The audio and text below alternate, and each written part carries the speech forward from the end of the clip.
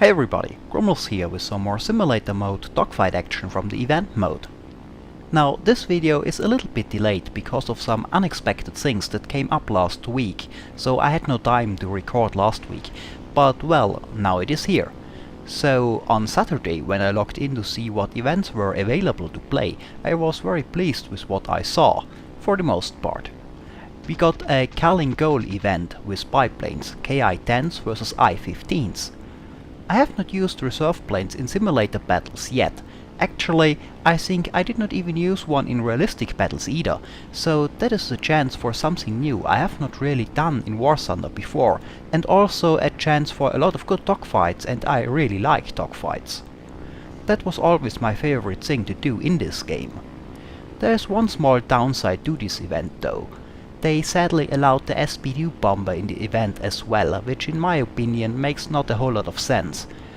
With the current bomber balancing, the chances of a Ki-10 shooting down a SP2 are slim to none, so those bombers certainly do not fit this event in my opinion. But luckily, in a lot of the games that I played at least, the majority of the players flew biplanes. Well, let's compare the two reserve planes that meet in this event a little bit. Now, the flight models of the two are not quite finished, of course. I don't think reserve planes have a very high priority, but in this case I don't mind so much. A biplane battle is mostly for fun, of course. And compared to each other, the Ki-10 and I-15 have, for the most part, the advantages and disadvantages they should have over each other. The I-15 is lighter than the Ki-10 and has a slightly larger wing area, so it has a lower wing loading and is therefore a much better turner, at least initially. It also carries a stronger armament with 4 machine guns compared to the only 2 of the Ki-10, and a much larger ammo supply, which is pretty important in this event, I have noticed. It also seems the I-15 might be capable of soaking up more damage, but that is hard to tell with the difference in armament. Another important advantage of the I-15 is the much better visibility because of the wing layout. On most biplanes like the Ki-10, the upper wing is blocking a big part of your frontal upper field of view and creates large death zones in your visibility, which can be annoying in a dogfight. The I-15's gull wing layout solves this problem and gives you unhindered visibility to the upper front, though they block more of your view in other situations, like landing for example. One thing you have to be careful about is that the I-15 can enter a nasty spin if you overdo it at very low speed. The Ki-10 will most likely not do that, a flaw in the flight model I would say. Now, the Ki-10 on the other hand, while being not such a good turner, at least initially, has the advantage of a much stronger engine, as well as a slightly better aerodynamics, because it has an inline engine which produces less drag than the I-15's large radial engine.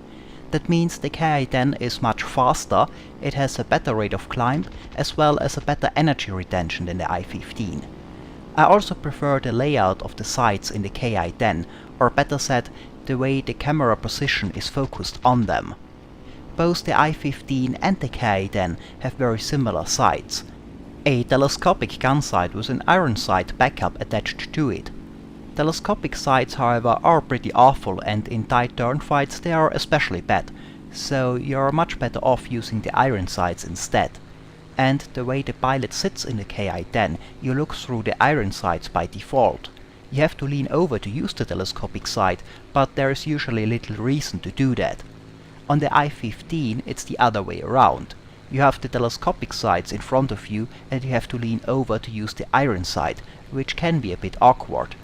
So I think aiming is easier with the Ki-10, though it is at least partially negated by the difference in firepower.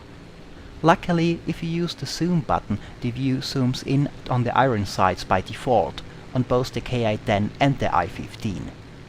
One thing you have to keep in mind with the iron sights though is of course that unlike the reflector gun sights you have in most fighters, you actually have to properly look through the iron sights to align the rear and the front sights for them to work. If you don't, the shots will not go where you aim, same as on a rifle or a pistol. Now, to give you my overall opinion on the two aircraft, I would say the Ki-10 is the better one. Its better speed, climb rate and energy retention make it a more versatile aircraft, and it can dictate the terms of the engagement. But of course, reserve plane battles are not exactly serious business, so everybody will just turnfight, of course. And here the I-15 is better, but still, if you can hold out long enough, the I-15 will eventually become too slow and the Ki-10 will gain the advantage in turn radius as well. Well then, after that short overview, let's take a look at the fight in the Ki-10. At the start of this match, me and the second Ki-10 were patrolling to the east of the objective, while the rest of the team apparently flew more to the west. And they ran into some opposition, it seems, because we noticed a large fight northwest from our position and moved that direction to help out. You can see the AA fire and some contrails in the distance as we get closer. The second Ki-10 is to my left, a bit in front of me. You can see that AAA is engaging him. There are a few planes in sight in front of me, but they are still too far out to tell who's enemy and who's friendly. But I assume the red smoke at least is friendly, as I saw a Ki-10 use red smoke earlier. Most of the planes I have in sight look like Ki-10s.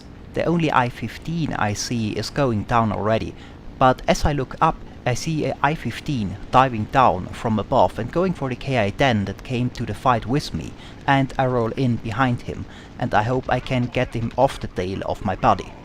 I get some hits pretty quick, but I was not fast enough to prevent the I-15 from getting a good burst into the Ki-10, and it appears the friendly is going down, so all I can do now is revenge him. My fire might have damaged the I-15 enough to reduce its maneuverability, as he was not evading very hard. It seems he wanted to dive away, but the Ki-10 is much faster, so there is little chance of that happening.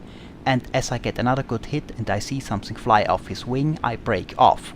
I was not 100% sure he will go down at this moment, but I don't want to dive too far while the fight is still going on up here. So I move back towards the fight to look for more targets. I can spot an I-15 pretty much in front of me, but he is already under attack by other Ki-10s. However, as I get closer I can see a second one to my right that is not yet under pressure and attacking a Ki-10, so I roll in behind this one. Always try to go for targets that are not already under attack. Now I tried to barrel roll around the I-15 to prevent an overshoot, but he was too slow for that. But because he was so slow, he also stalled and I could just get back behind him without a problem and continue my attack. I get a few more hits in and it looks like there are a few holes in his wing. It seems though that he is still more interested in attacking other Ki-10s than evade my fire. Here you can see one of the disadvantages of the Ki-10 at work. The firepower is just really bad, and on top of that the impacts of the Ki-10's weapon fire sound so unimpressive that a lot of I-15 pilots often just ignore it. That makes it sometimes easier to stay behind them, but also harder to force them off the tail of a friendly fighter. Now 2 enemy I-15s just crashed in front of us, and at least 2 Ki-10s did as well earlier, so far most of the kills were actually crashes. Now, you can see thanks to the speed of the Ki-10 you can easily stay behind an I-15, and you even have to be careful not to overshoot. I usually do a barrel roll to prevent that, but when an already slow I-15 pulls up it can slow down very fast and get so slow that even a barrel roll doesn't help. Luckily, in that case they usually also stall, so they can rarely take advantage of an overshoot. And now the I-15 is finally too damaged to stay airborne any longer. But just as it goes down I hear I-15 weapons fire behind me, and as I look back I see another I-15 chasing a Ki-10. So I turn around to go after him. And again the speed of the Ki-10 shows its worth, and even though I lost some speed in the turn, I can still catch up to the I-15 pretty fast, especially since he's turning after the Ki-10. I open fire and it seems the I-15 wants to evade with a roll. But this time I'm a bit more lucky with my weapons fire and the I-15 loses its wing. Sadly, I was again not fast enough to save my teammate. Just as he goes down, yet another I-15 takes some shots at me, but is chased away by another Ki-10 and I turn after him as he turns away. A SP-2 bomber also joins the fray, and this one is sadly a much higher threat than the enemy fighters are. Even if all surviving Ki-10s team up on it, the chances of taking one down are not very high. But for now, my priority is to take down this last I-15. However, my ammo supply is getting dangerously low, and as we have seen, those I-15s sometimes can take quite a few hits. I have only 46 bullets remaining, 23 for each gun, and I hope this is enough to take the I-15 down. If not, I have to return to base and get more ammo. And as it turns out, 46 bullets are not enough. I fire my last ones into him and he is still flying. So I break off and check the map to fly straight back. While I do so, I almost let the I-15 get some hits on me. Now I decide to stick around a little longer, maybe the second Ki-10 can finish him off. And indeed, he gets a critical hit in. It seems he's firing stealth ammo as I can't see his weapons fire. Unluckily for us, the SP2 bomber is also back and attacking with its gunners, and there would be little I could do about it even if I had ammo left. So I decide there is actually no point in hanging around here, and instead I should fly back to rearm. I get ready to tell the Ki-10 what I am doing, but in this moment the SP2 takes out the Ki-10, and now I have to hurry up. There is an I-15 and an SP2 close to me and I can't even fire back. I have to get out of here fast. They indeed try to follow, but this is again an example for the importance of speed for a fighter. The I-15 has no chance of ever catching up to me, and is soon returning to base to repair, and even the SP2 is not capable of catching up to me. Now at this point there are two players left on both teams, the damaged I-15 and the SP2 on the enemy team, and me and the P5N bomber on my team. Me and the I-15 are both returning to base, but the behavior of the two bombers is quite different from each other. The P5N on my team is attacking ground targets, returning to base and then going back out to kill more ground targets. The SP2 is chasing me, even though he can't catch me, all the way back to the airfield. I think it goes without saying that this might not be the best move. If he would go for ground targets, he could win the game that way. This way he prevents me from landing and rearming. I can't do that with the SP2 nearby, since he could attack me on approach or on the ground, but he can't catch me either, and I just have to wait for the AA to do its job. And believe it or not, this is not the only time this happened during this event. Anyway, after the SP2 went down, I rearmed and flew back to go after the I-15, but he was shot down over the objective by AA before I could find him, so this match is over. Well, that was a fight in the Ki-10. I flew most matches in this event with the Ki-10, but for comparison, let's take a look at the very short fight in the I-15, to take a look at its disadvantages and advantages. Here we have a single Ki-10 coming towards us. As usual, I will not go for a head-on, and my opponent does not seem to have such intentions either. I start my loop a bit before we merge, to get turned around faster and we meet a second time. On the second turnaround I am faster though, and I think he might have lost sight of me for a second there, and I can get behind him. Here I think you can clearly see the maneuverability of the I-15 at play.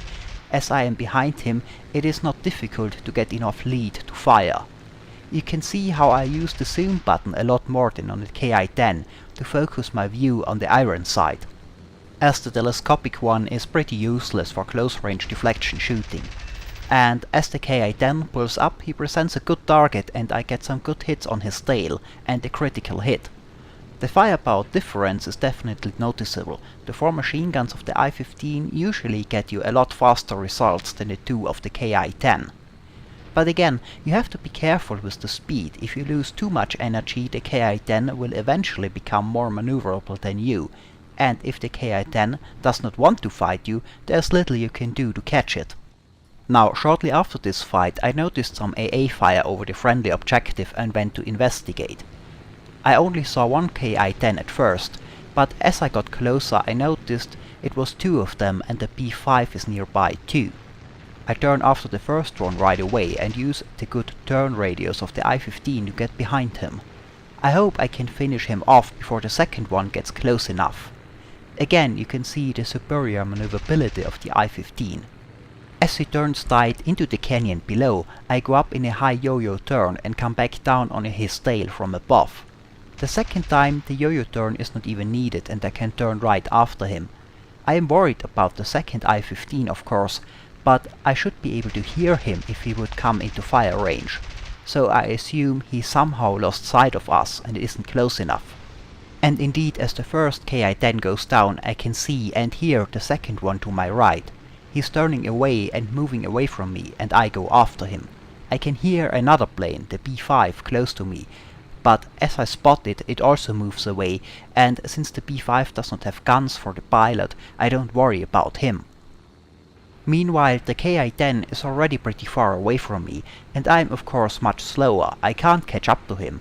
However, he is moving the wrong direction, towards my base more or less. Now, I don't think he sees me at this point, as he turns around pretty tight, which gives me the chance to intercept him. I get on his 6 and open fire, and the Ki-10 turns to the left and then dives towards the ground and just makes a run for it. I get a few hits in, but not enough to bring him down, and here you can see the advantage the Ki-10 has over the I-15. There's just no way I can catch him. The Ki-10 can use its speed to leave the fight at will. I fire a few more long-range shots, hoping he might turn, but he keeps going and the distance is growing, and since I am low on fuel, I decide to give up the chase and go back to refuel at base. By the time I am refueled and back in the fight, the bombers won the game, so this is it from this little fight. Well, that was some biplane action, and I think the first time I have biplanes on my channel. And this is it for this video. As always, I hope it was entertaining, thanks for watching, and maybe I'll see you next time.